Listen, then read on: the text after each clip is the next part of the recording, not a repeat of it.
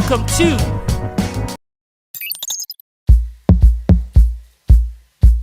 and you have to say out of 86,000 seconds. Stage was the final stage where they actually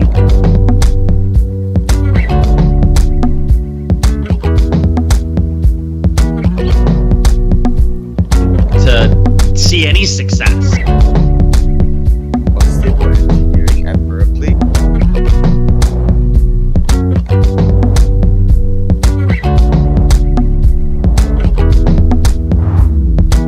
Media came out of both of those things.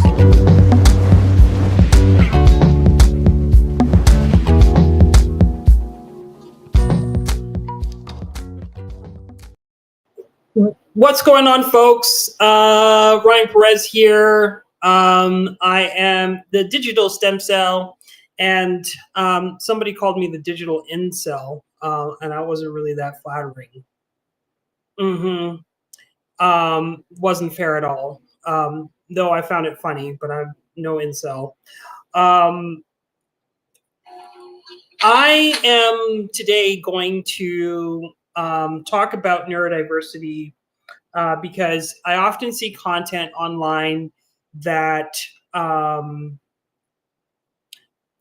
overgeneralizes being neurodivergent. I feel like this is something that a lot of us do that is, really not fair to the rest of the community that has different neurotypes and neurodivergent conditions. And so I wanted to kind of create a presentation to shed some light on, what neurodivergence is to me and how it can impact all of us. And, and how am I neurodivergent? How am I different, from the collective? Like, what are my unique traits that cause me to be neurodivergent, so that you can understand how to really talk about neurodivergence in a way that it's productive and stuff. So before I get started, I'm asking everyone, if you can, to do me a solid favor and I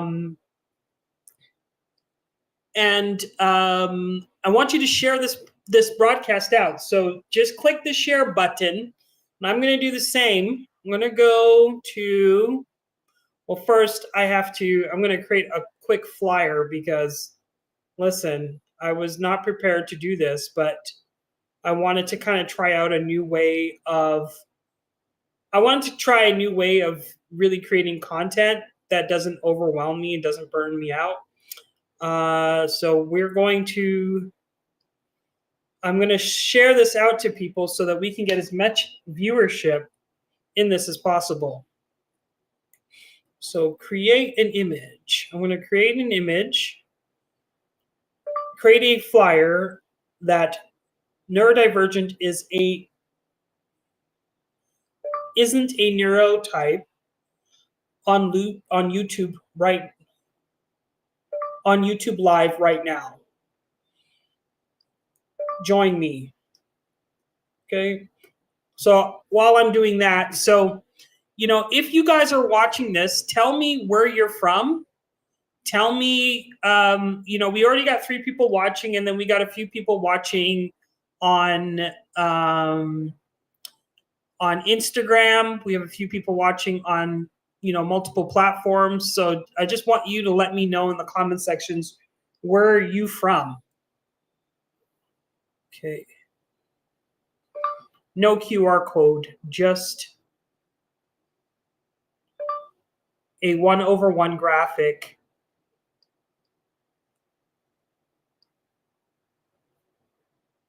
Make it masculine, because there's a little,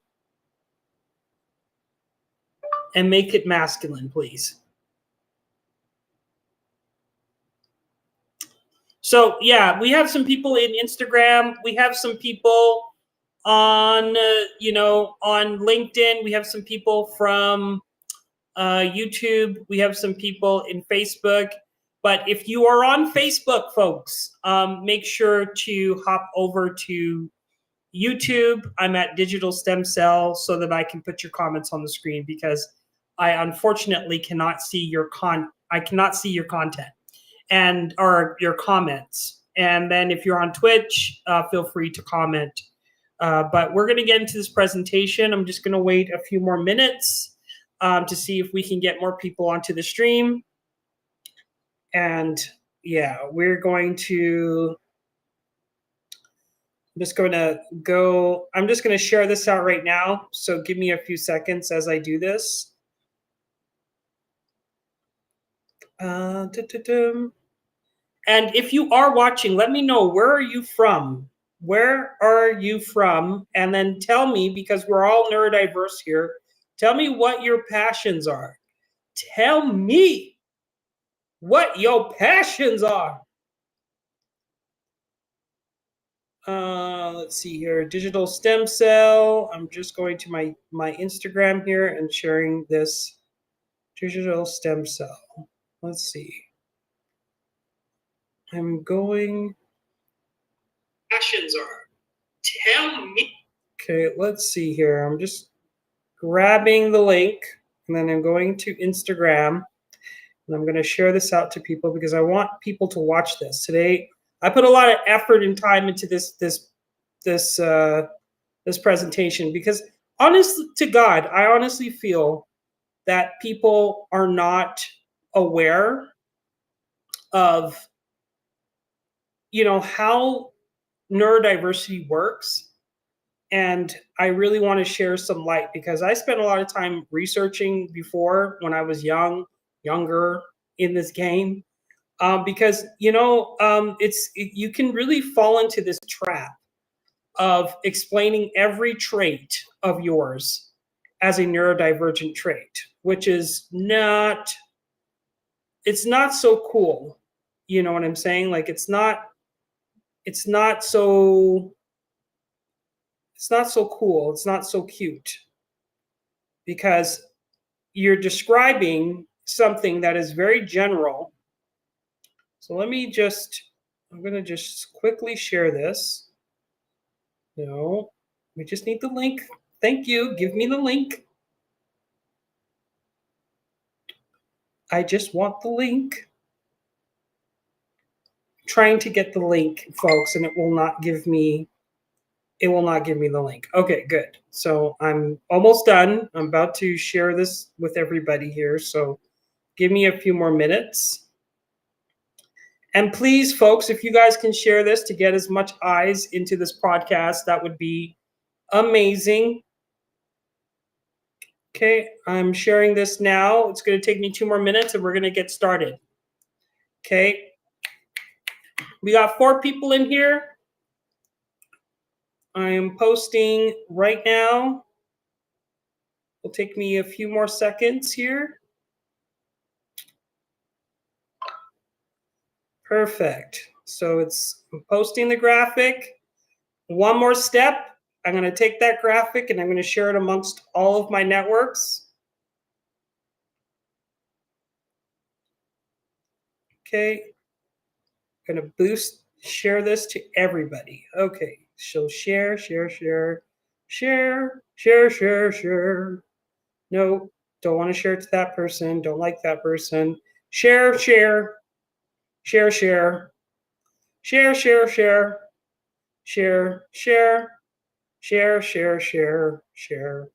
Not that person, but that person. Yes, share.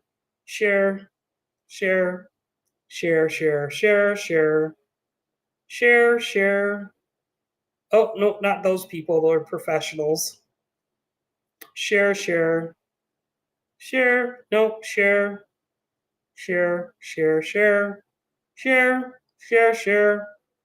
Almost done, folks. Sharing with so many people. Share. Share.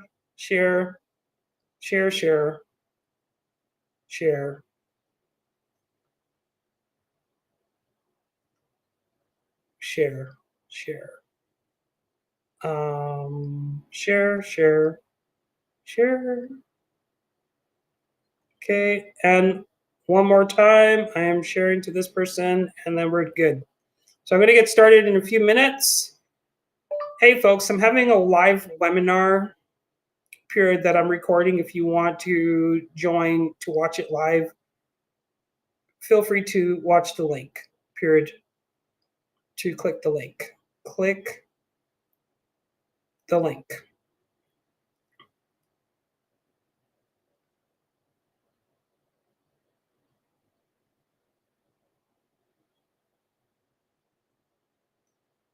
The show is about how neurodivergent isn't a neurotype.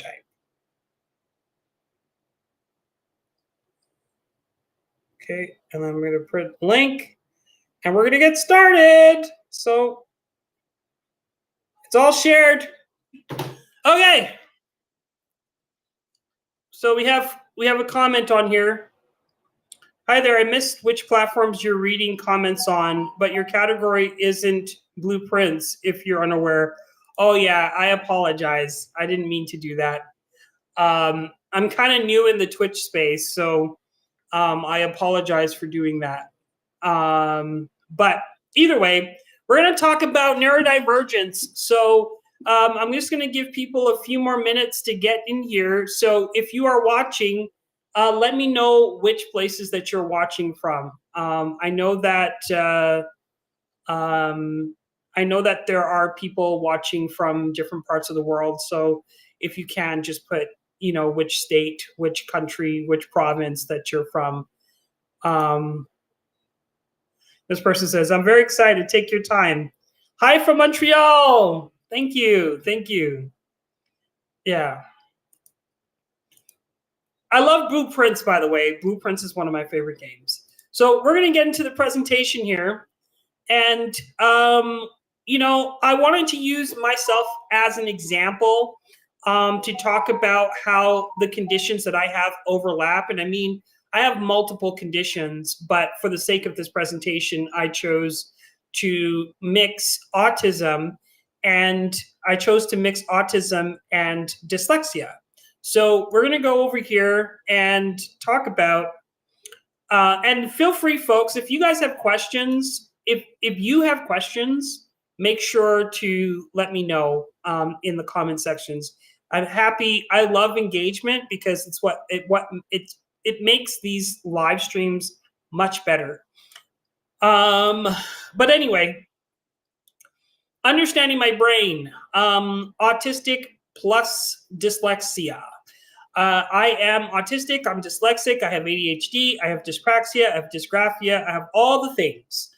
And, you know, sometimes it makes it very hard for me to just live a normal and regular life. But we're going to get into some of these. Concepts in a few seconds here. But, you know, this is a personal science-backed tour.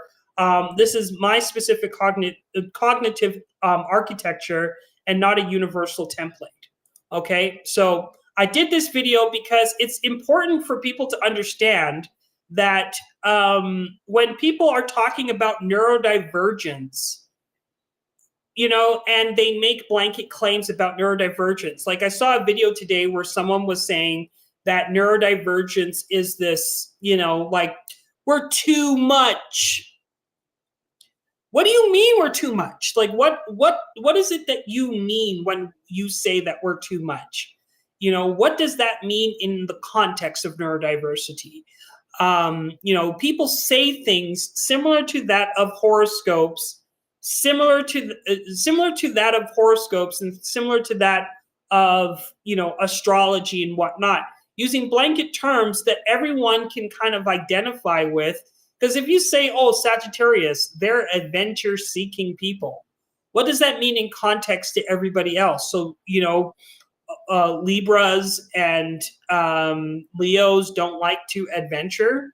You know, you can literally say that about anybody. And I'm sure if I did a test or, you know, did some sort of experiment, I could show you that there's a lot of people that identify with being adventurous.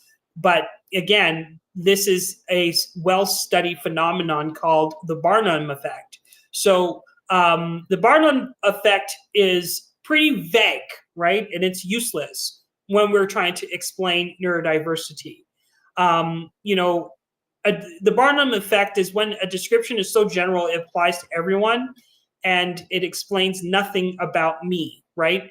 The Barnum effect is a psychological phenomenon where people believe generic personality descriptions apply specifically to them, even when they apply to almost everyone, right? So, neurodivergents are way too much, or they're this, or they're that. They do this, they do that, and then you're like, I do this, I do that. Neurodivergent blur. So grouping everything under neurodivergence creates this effect. Phrases like I process differently, hides the real mechanics. It blurs the critical distinction between an autistic monotropic brain and a dyslexic phonological issue, right? So, sorry, you're going to see some duplicate words in this, because I have dyslexia. I put this together, this presentation together, but I do make mistakes in my presentations. So the next slide is why specificity matters when describing neurodivergence. When you say, I'm going to just scroll out here, when you say that you're neurodivergent, you have to tell people how you're neurodivergent. Saying that you're neurodivergent isn't enough. When we are talking about neurodivergence, you want to group it. You're grouping all of your different conditions into one, because it's, if you have dyslexia, for example, you're highly likely to have more than one condition. So you might have ADHD, you might have autism, you might have schizophrenia, you might have OCD.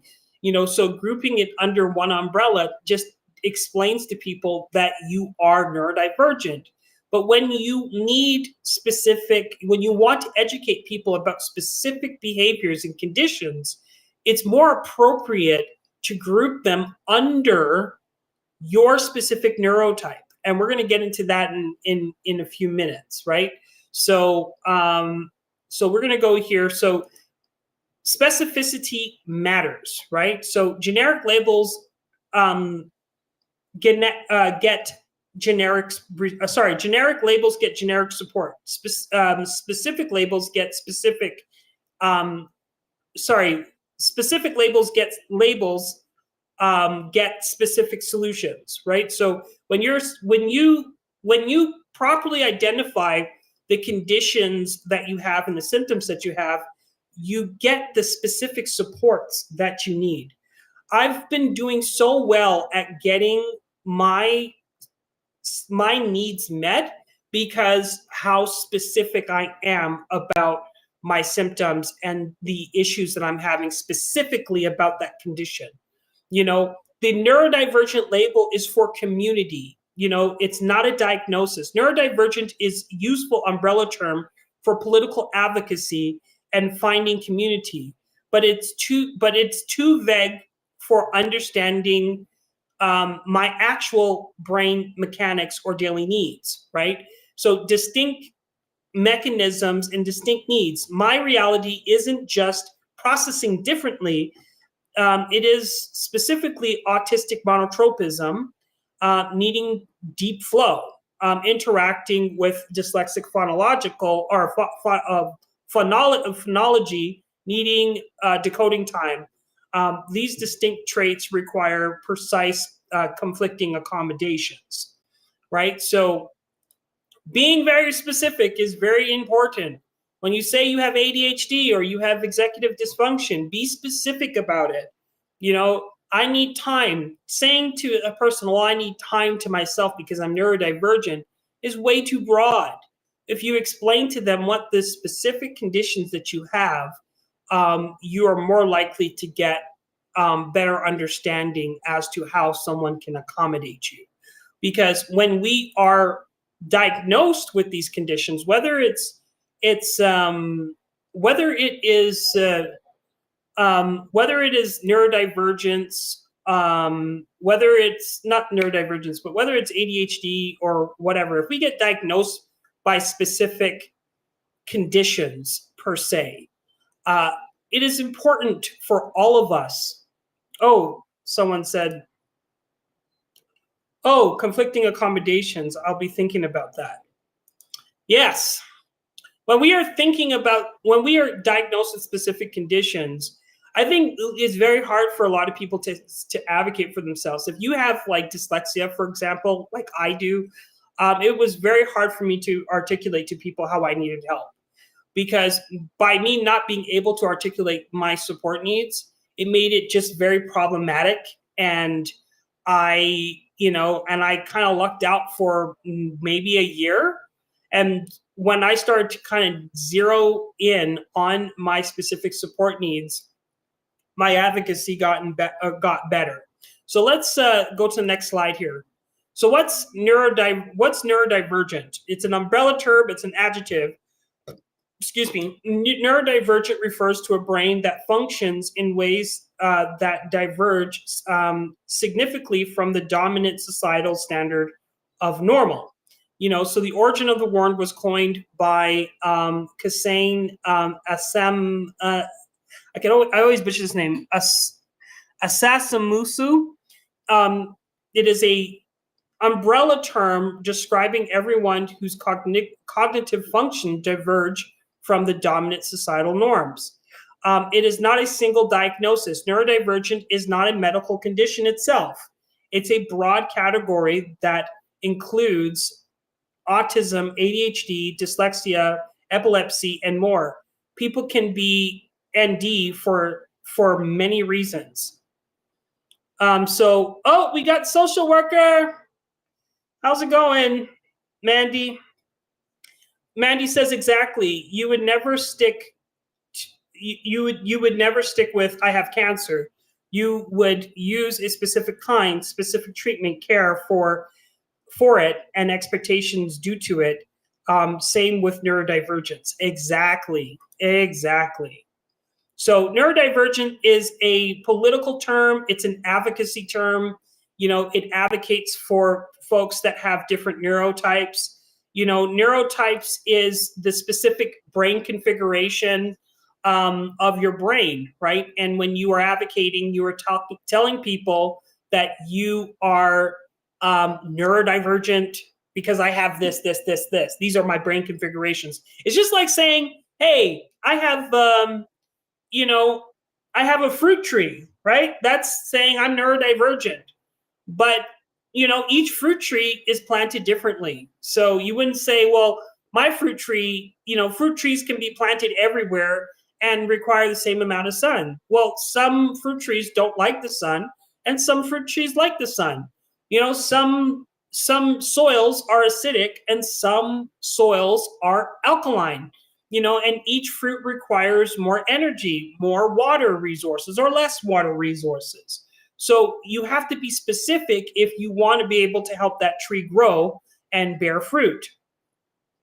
So, treating neurodivergent as a neurotype gets people mixed up. And this is how you are watching, you're watching content and you get roped into neurodivergence. We're so much. When we ask questions, like, listen, every time I hear, it's like, we ask so many questions. What about the neurodivergents that don't speak? You ever consider about that? You're making generalized statements that don't apply to everybody when you are making these large categories. And it seems to be these teeny bopper Gen Z type folks who are beautiful and pretty, and they want everyone to relate to them.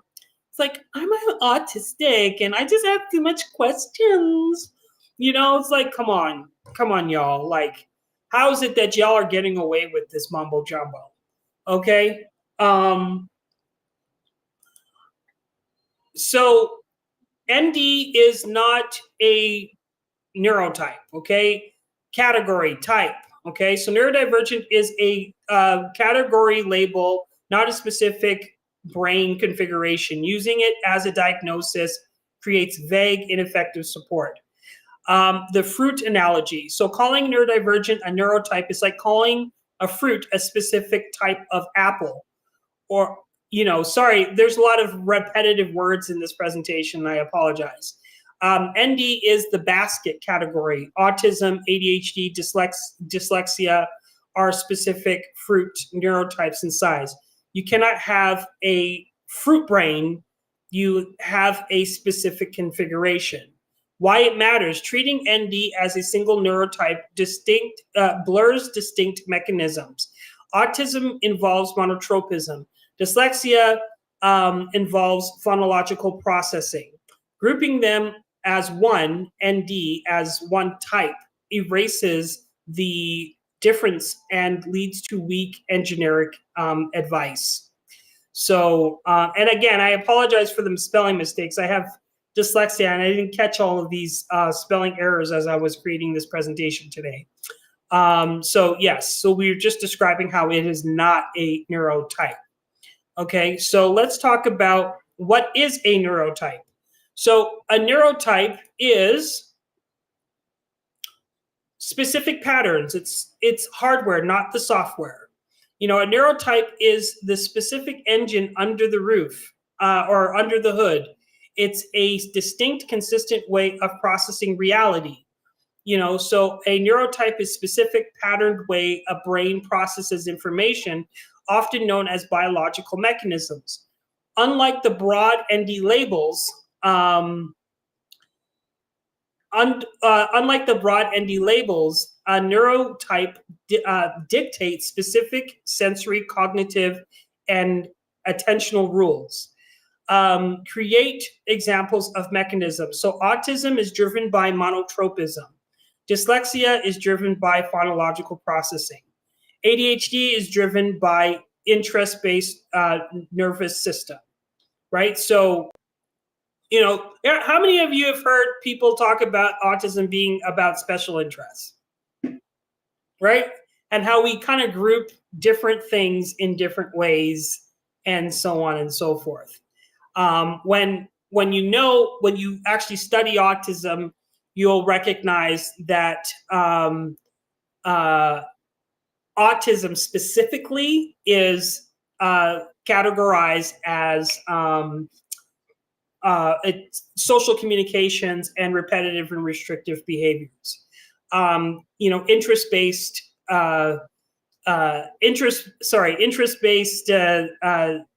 nervous system is completely different and more related to ADHD. Oh, we got it. Shout out to Mandy. She gave me a super sticker, pair character lifting some weights saying, keep it up. Thank you so much. I appreciate it. Thank you, Mandy. I really appreciate that. So let's go to the next slide. Okay, so how to use ND correctly. So let's talk about it. So how to use ND correctly. So ND is an umbrella term, advocacy and inclusion, used when advocating for broad human rights and challenging the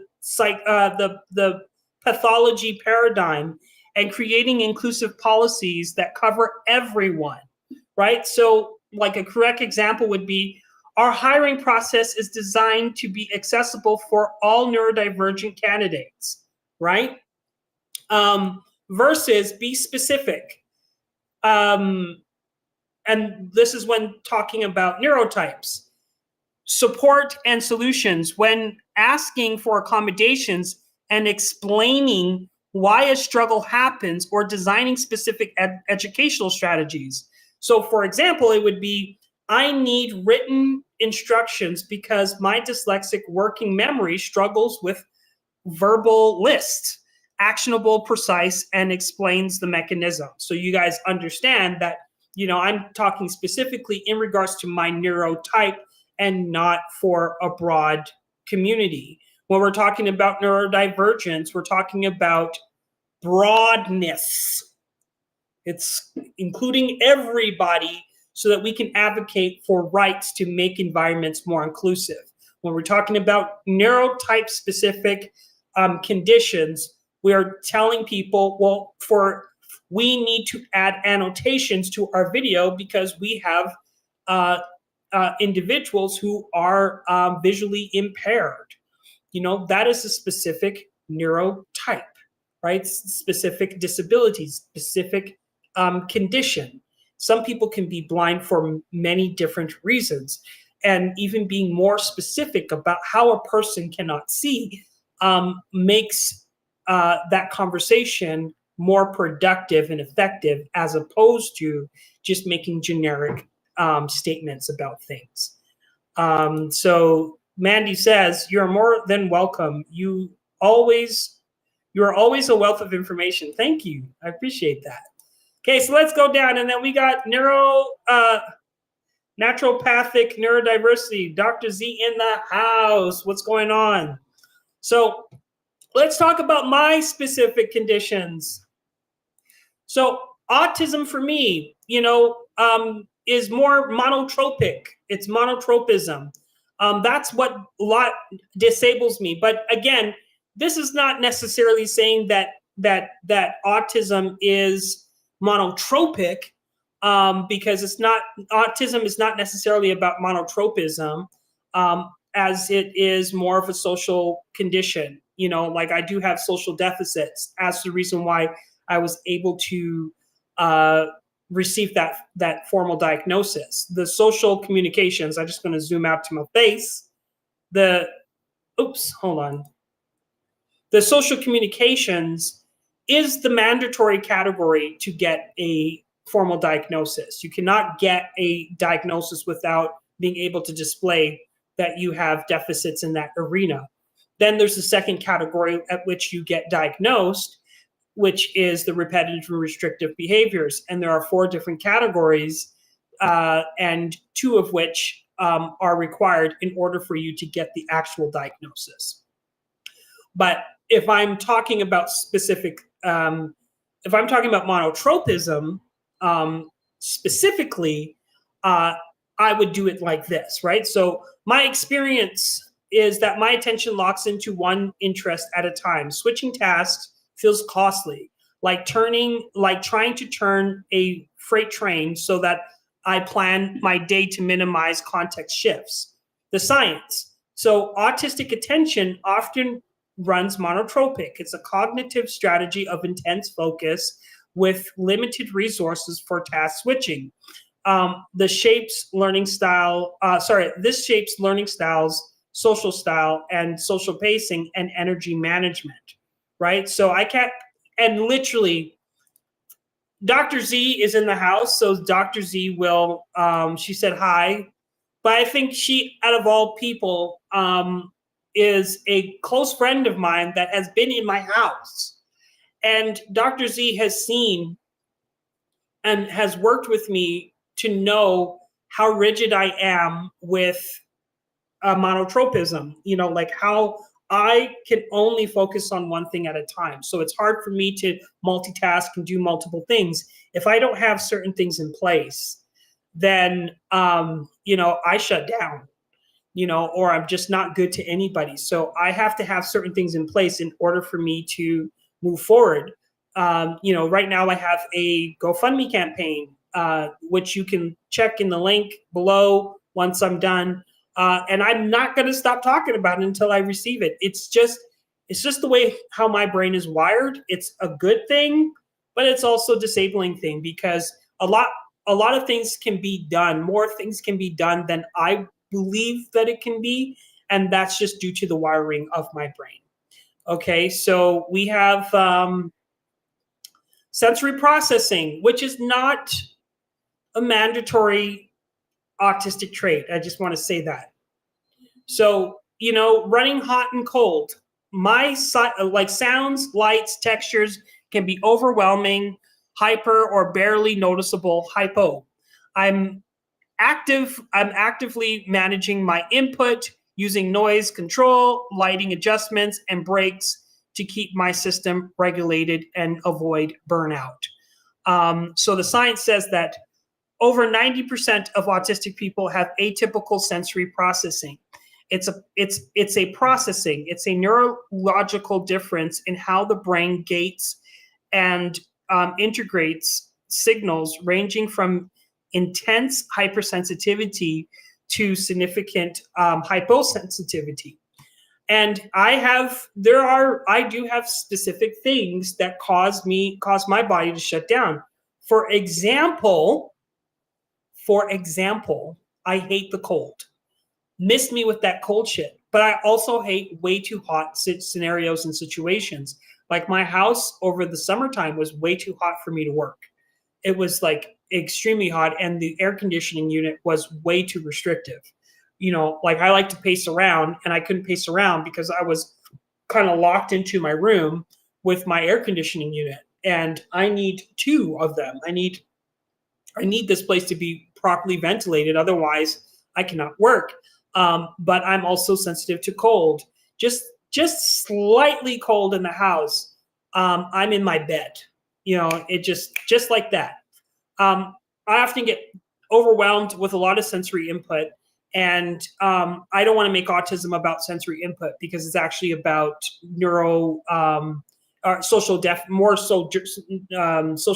and repetitive restrictive behaviors. But these are ways that you can communicate your needs, specifically when you're relating it to a condition and not to neurodiversity. Okay. Double empathy. We've heard about double empathy. It is not that I lack empathy. It's that we are speaking completely different emotional languages. My experience with autistic peers, conversations flow naturally. With non-autistic folks, signals often get crossed. I prefer direct, concrete language, while others rely on subtext that I can't easily see. The science, double empathy problems suggest that breakdowns arise from a mismatch between neurotypes. It's not a one-sided deficit, but a mutual difficulty in understanding each other's perspective and cues. Again, I apologize for the double words. I didn't realize this all came throughout my presentation. But what was very interesting today?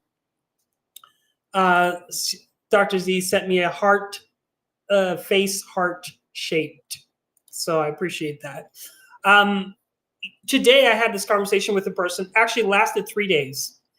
And I still couldn't understand this person for the life of me. The person was saying, because I said that I don't like my feed on Threads because it's very racist, and Meta does a really good job to be violent. Like I find that Meta's algorithms are violent and hard to navigate, and I have to take a break from it because they put racist stuff and all kinds of stuff in the feed. This person came into my DMs and said, by the way, do you have historically accurate kinks? Like, what is that? What is that? What is that? Why, they're explaining. Then I asked them to explain, and they're like, well, for me, I like to be dominated by someone with a PP. And I'm like, and anytime people throw me information like that in the DMs, I will ruminate on that for 3 days, literally trying to figure it out.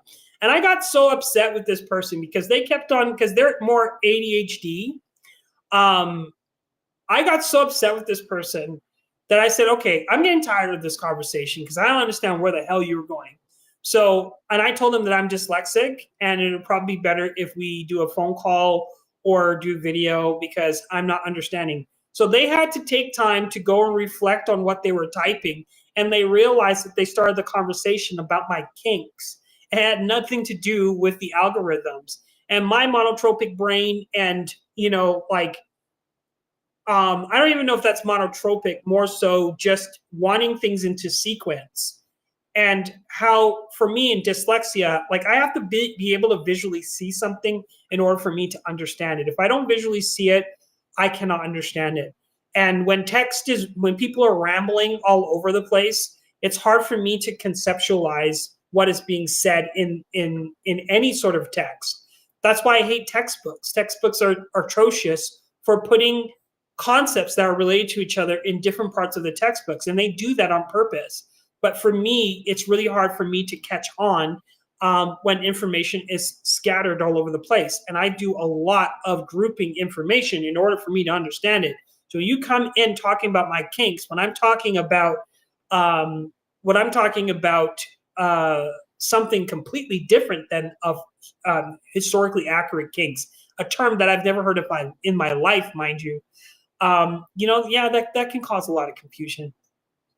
You know what I'm saying? I think it'll cause a lot of people confusion. But for me, I didn't understand this person's neurotype. But there are people that talk to me and I get it right away. And, and that's why I like to talk to autistic folks. That's why a lot of my friends are more neurodivergent, AKA autistic, because I just like talking to autistic folks about things. I don't necessarily like to talk to people with ADHD because they ramble, and hear me out. I just don't like to listen to info dumps or read info dumps when I have dyslexia. So next thing, phonological processing. So for me, dyslexia, sound to symbol mapping. Reading isn't automatic seeing. It's manual translating. I had this issue with a friend where a friend got mad that I had said something that wasn't what they had sent to me. I think it's very important for people to understand dyslexia because I literally do not read. I see symbols. And sometimes my brain will rearrange context. And a lot of times throughout my whole life, I've been yelled at or gotten people getting mad at me because I misread something.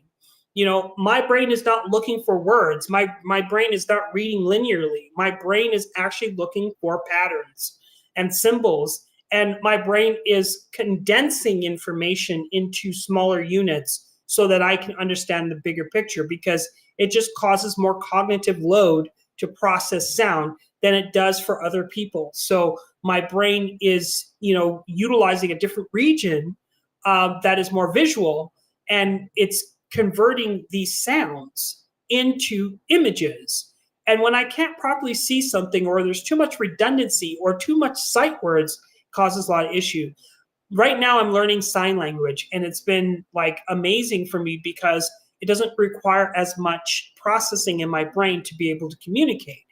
So hello. I was going to do some signing, but I'm a little bit too nervous for that. Either way, I find that sign language is helping me communicate where I don't have to put a lot of pressure on myself. But phonological processing is, my experience is reading and spelling take extra effort. And speaking as well, and listening as well. I rely heavily on context, audio, and extra time to decode accurately. It's not that I can't read, but the automatic link between sound and symbol is noisy. And the science, dyslexia centers a difference in phonological processing, specifically showing an atypical activation in the left temporal, anyways, I ain't gonna read that region. So different part of the brain, of regions of the brain, and it is a mechanical decoding difference unrelated to intelligence. A lot of us were told when we were young that we were stupid. A lot of us were told that we weren't that smart. And I've often been ridiculed for the way that I read or how I read. Even reading out loud is really stressful. Doing this presentation is something that I don't necessarily like to do, but I really want to bring these contexts into my live streams or these presentations into the live streams, because it helps guide the conversation a little bit better for me. But phonological processing has nothing to do with intelligence, and dyslexia has nothing to do with your eyes. Because people see, dyslexia is seeing things backwards, and it has nothing to do with that. It's actually neurological, and it's how your brain processes sound. So heavy decoding for me. So it's not about flipping the B's and D's. The real load is mapping sounds to symbols and holding those pieces in working memory. Reading text is exhausting, so I rely on audio captions and visuals to reduce the fatigue. The science, dyslexia isn't a vision problem. Core differences lie in the phonological decoding and processing speed. The brain works hard to access the code of language, heavily taxing working memory compared to fluent readers. And like the more someone reads when you have dyslexia, the more someone reads, the better they become at being able to speak and read and to be able to understand things. You know, for someone like me, no matter how many times I'm exposed to the language, it doesn't change for me. You know, like I literally cannot parse language, so it's not going to commit to memory. So I have to do different things like mind mapping, concept mapping, trying to configure or doing semantic mapping sometimes to be able to truly understand the context of one thing. But the great thing about my brain is that you just give me the semantics and how they're linked, and my brain will come up with the rest. I don't need to read it. I just learn it. So learning for me is very fast if you're presenting me with just the concepts and how they link with each other and what the relationships are with each context. Okay. We got 2 more slides, y'all. So for autism and dyslexia, co-occurrence factor. My brain is a high-speed pattern engine with low-speed decoding input. So my brain, my pattern, strong system thinking coupled with lower text decoding. I have a front load prep and use assistive tools because the cognitive load is doubled, managing social signals and decoding words simultaneously. The science, the co-occurrence is surprisingly common. Up to 50% of autistic people have dyslexia. While they share executive dysfunction or executive function challenges, the processing mechanisms remain distinct, while creating a spiky cognitive profile of high strengths and specific dips. So I think a lot of people don't recognize that about me specifically, how I'm trying to decode your behaviors. I'm trying to decode what you're saying all at the same time. And that's why I don't talk to people in the DMs. That's why I don't even, a lot of times I don't even call people, because literally it's like me not being able to hear even though I can hear. So like I'm not being able to parse things the way that other people do. And, people really blame me for a lot of it and put a lot of pressure on me to be able to understand context. So a lot of time is I have to be given in order for me to understand the world around me. And I'm in a world where I'm coding and, doing programming and that sort of thing. And it's hard to do when code changes over time and it's just text heavy, and I'm trying to decode it and parse it so that I can create a solution for my clients. There's just a lot more work that goes into my day than an average person. So Mandy says, thank you, Ryan. I have to duck out now. I look forward to your future lives. Yeah, you're welcome. And lastly, so let's talk more specifically how they interact. So my autistic side, deep focus, my ability to tunnel into topics results into high quality, thorough work on interest. Routine, predictable schedules and environments predict sensory overload. Where it hurts, switching costs. Rapid switching is mentally expensive and draining. Sensory drain, like noisy, chaotic spaces, depleting my energy and battery very quickly. The dyslexic side, visually thinking, strong ability to visualize systems, create diagrams, and to frame context problems holistically, big picture, seeing connections others might miss in linear text. Decoding, so where it hurts is decoding load. Reading effectively takes 3 times as energy. Needs to require, needs, I need audio options, captions, clear structure, and extra time to process the text. And that's how I come into the space. So when I am looking for, that's how I come into the space. When I am looking for accommodations, I tell you exactly what I need. So if I'm in school, I'm going to tell you specifically that, you know what, I need a quiet place. A great example is me speaking. I usually ask for a quiet room for me to do my thing, right? Like sometimes I don't like to network. I don't like to meet with people. I don't like to create relationships with people. I would much rather people connect with me on social media because it's a way for me to interact with people without having to mix and mingle and go to coffee and that sort of thing. So I rely on social media as an accommodation tool. When I'm going to events, I would like a quiet space for me to go in and go on my phone.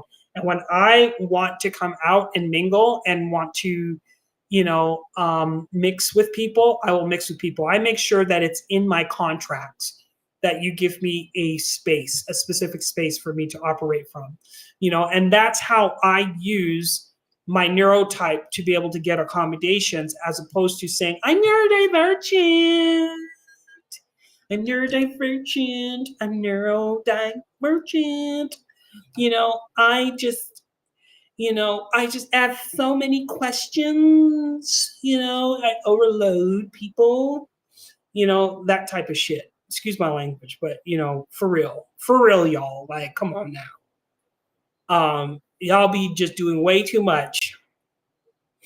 So why this matters? I'm not vaguely neurodivergent. I'm autistic and dyslexic. My brain isn't a deficit to fix, but a specific operating system to support.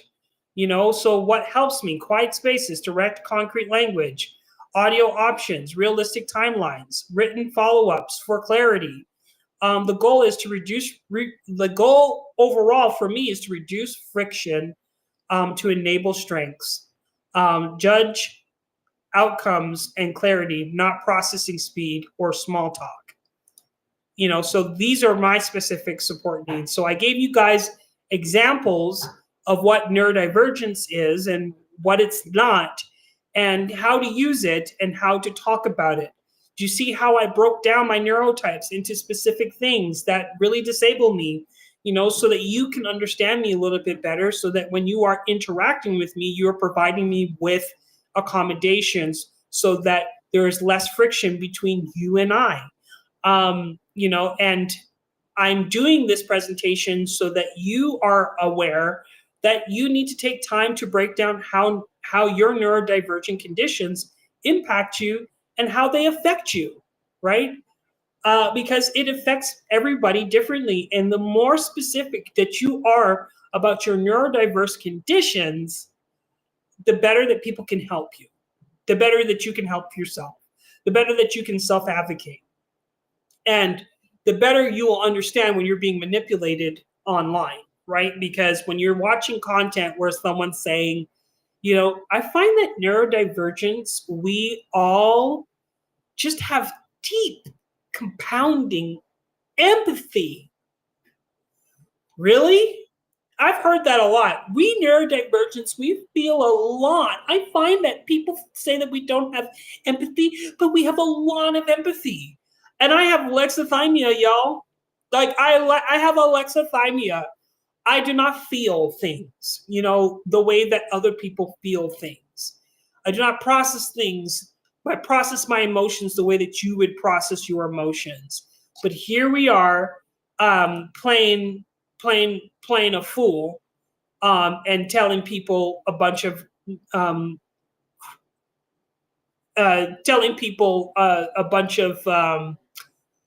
crap, that makes no sense overall, right? But people do this so that they can get a big following. And if you look at the neurodivergent content creators versus those who are very specific about their neurotypes, they have more followers. It's definitely a great strategy to use when you want everyone to feel like they're neurodivergent.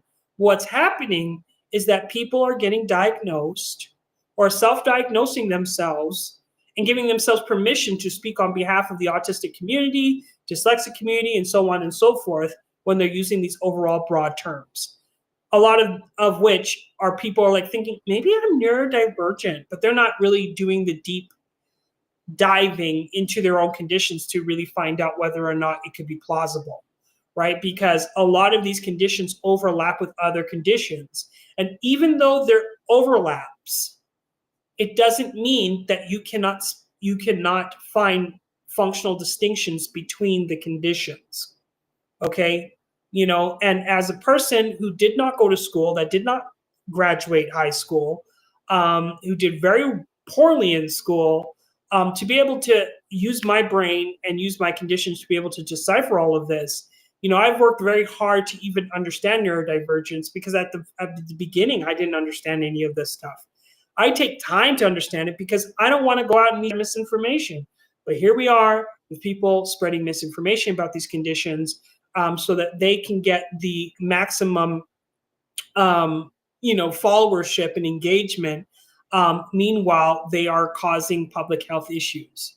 They are purposely causing people to dissociate and to group themselves in categories that, seems cool and quirky. But, when you dial into these conditions, they're very disabling. So, I didn't realize you didn't graduate either. I feel very seen. Yeah, I didn't graduate, but I learned after school that I was highly intelligent. I do have a high IQ, and I think a part of me, even IQ metrics is another conversation, because IQ is not a measurement of intelligence, but I am someone that has a higher than average level of intelligence that can parse a lot of things, provided that I'm given the information in a specific way so that I can learn. So I've done quite well for myself despite not graduating school. I would love to go back to school to get my diploma. I would love to go back to school to get my I wanted to go to medical school or become a lawyer or something like that, because I love those things. I'm interested in law. I'm also interested in medicine. I would love to do that. I just haven't been given the opportunity to go. And I wasn't going to go to school because I was so scared. But after doing research in regards to neurodiversity, I was like, maybe I should go. Maybe I should challenge myself. Maybe now that I understand that there's accommodations and things that are available to me, maybe I could go. Maybe I could make something of myself late in my life. So anyways, we've reached the 1 hour mark. Do you guys have questions, comments? How do you think I did? What did you like about the presentation? Please put the comments in the comments below. And if you don't have anything that you would wish to share, I will just close down the chat. But put a 1 in the chat if you found this presentation useful for you today. I know that there were spelling mistakes in the presentation, and I apologize for that, because I didn't have any intention. I didn't have any intention of doing that. But again, I'm dyslexic, and sometimes I need people to proofread my stuff. But I don't like when people. At the same time, I don't like when people proofread my stuff, because when I've got to go and I got to do something, I don't want people getting in the way of that. So I'll just post it. So let's see here. So RJ says very useful, relatable, and I think spelling can be overrated. It is overrated. I think that I think context matters, and I think most people understand context when they see a bunch of words together, right? You may misspell one word, but it doesn't change the, a lot of times it doesn't change the meaning of the word. Sometimes it can be very devastating to you, because you might say, hey, I like this, and it could be illegal that you like it. You know what I'm saying? And you didn't mean to say it. And you get in trouble for saying it. And I have those things happen all the time where I'll say something. I remember I called someone the B word by accident, because I'm like, using voice to text, and it just put, it just replaced what I said with swears. Because I'm dyslexic, I didn't proofread, and I'm calling this person the B word, and it was not my intention. But these are the issues that I have when I am dealing with dyslexia, and using technology that's not always wired. I also have pronunciation issues. When I'm, I have a friend named Antoinette, and I say Antoinette, and the text to speech doesn't pick it up properly, so I'm calling her internet. So there's the words that I just have a hard time pronouncing. And it doesn't matter what the word is. I could be pronouncing this word correctly every day, and there'll be that one day where I cannot pronounce it. And that just shows the variability of having a phonological processing disorder. So thank you, RJ. Does anybody else have anything else to say?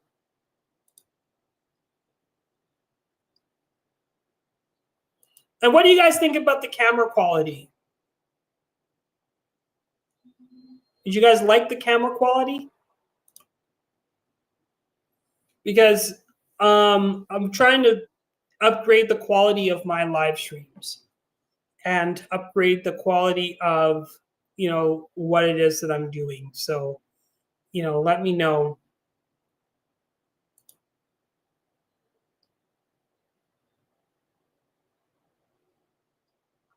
Do you have any content that is CDN specific?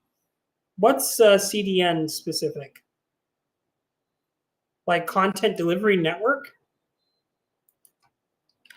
What is CDN in terms of neurodiversity?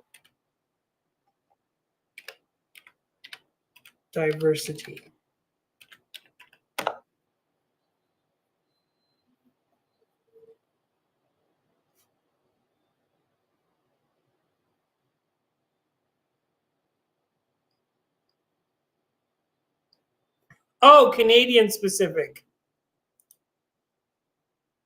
Yeah, in my head, I think you're from Alberta. Yes, I'm from Alberta. I am born and raised in Alberta. Don't hold me to it, folks. I do like it here, but some things about Alberta culture that I do not like.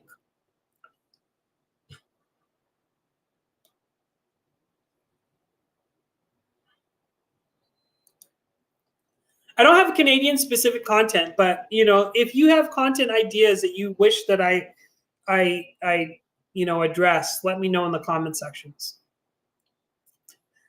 But anyway, folks, I'm gonna talk to you later. I'm gonna get going, and I gotta get some work done. I have a lot of stuff to do, so I was just testing this out to see if this is a viable platform for me to create content on.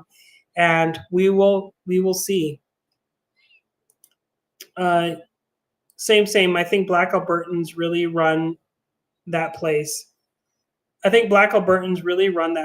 really love hearing their lived experience.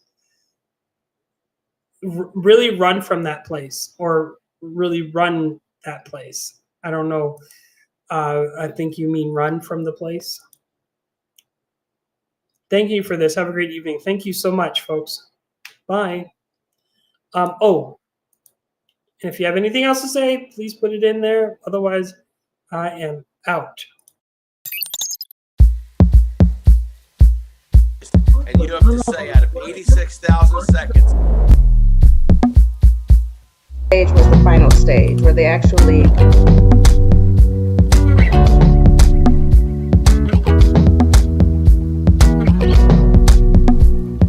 To see any success.